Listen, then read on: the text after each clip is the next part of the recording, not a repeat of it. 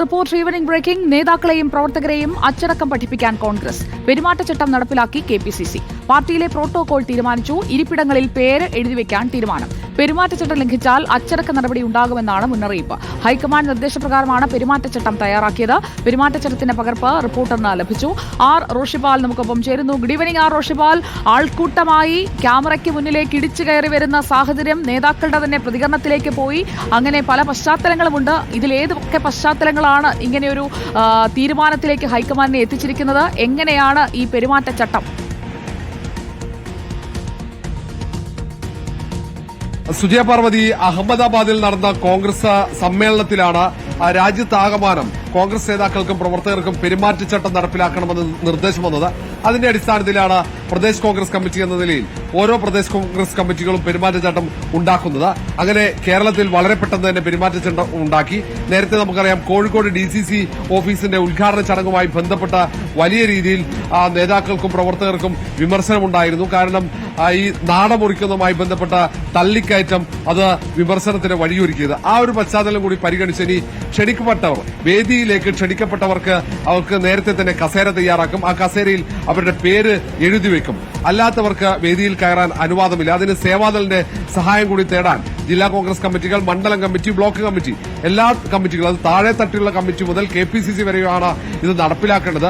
അത് ഏറ്റവും മുതിർന്ന നേതാക്കൾ മുതൽ താഴെയുള്ള പ്രവർത്തകർക്ക് വരെ ബാധകമാകുന്ന രീതിയിലാണ് പെരുമാറ്റച്ചട്ടം രൂപീകരിച്ചത്. മാത്രവുമല്ല, പ്രകടനത്തിൽ പോലും ഈ ബാനറിന്റെ മുന്നിൽ നേതാക്കൾ നടക്കുന്ന രീതി ഒഴിവാക്കണമെന്ന നിർദ്ദേശമുണ്ട്. പ്രകടനത്തിൽ മുടക്കേണ്ട മുദ്രാവാക്യങ്ങൾ അത് സംസ്കാരത്തിന് യോജിച്ചതായിരിക്കണം, പാർട്ടിയുടെ സംസ്കാരത്തിന് യോജിക്കണം, അത് രാഷ്ട്രീയ തെറ്റുണ്ടാകാൻ പാടില്ല എന്നടക്കമുള്ള കർശന നിർദ്ദേശങ്ങളുണ്ട്.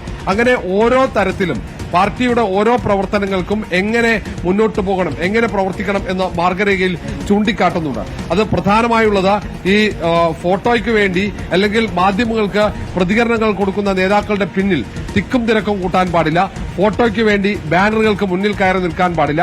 നേതാക്കൾ പ്രസംഗിക്കുമ്പോൾ നേതാക്കളുടെ മുന്നിൽ അല്ലെങ്കിൽ അവരുടെ തൊട്ടരികിൽ നിന്നുകൊണ്ട് ഫോട്ടോയ്ക്ക് പോസ്റ്റ് ചെയ്യാൻ പാടില്ല. അവർ പ്രസംഗിക്കുമ്പോൾ പിറകിൽ നിൽക്കാൻ പാടില്ല.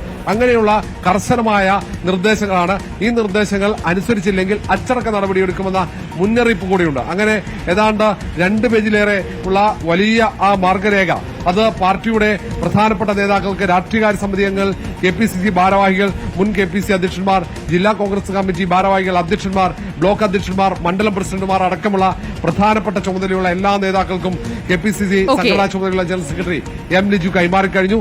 അത് ഇന്നു മുതൽ തന്നെ ആ ചട്ടം, പെരുമാറ്റച്ചട്ടം പാർട്ടിയിൽ അത് എല്ലാ നേതാക്കൾക്കും പ്രവർത്തകർക്കും ബാധകമായിരിക്കുമെന്നാണ് KPCC നേതൃത്വം വിശദീകരിക്കുന്നത്. സുജയ, റോഷിപാൽ, ഒറ്റ സംശയം, ഈ പെരുമാറ്റച്ചട്ടം പാലിച്ചില്ലെങ്കിൽ എന്തായിരിക്കും നടപടി?